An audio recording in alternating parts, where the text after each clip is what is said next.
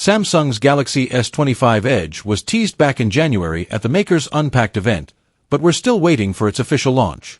Per the most recent rumors, we should see the S25 Edge announcement on April 16th, and we now have a new set of official-looking renders giving us our best look at the device.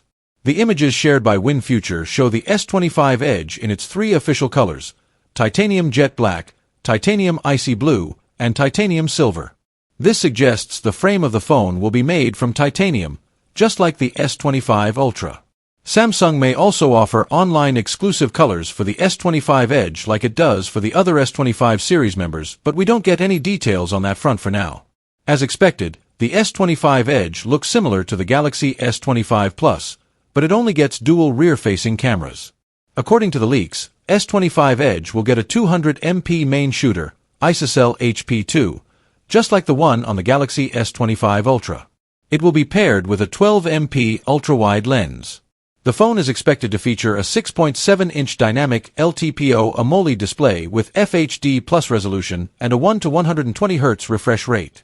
Galaxy S25 Edge is speculated to be just 5.84mm thick and weigh 162 grams, the thinnest and lightest phone from the brand in years.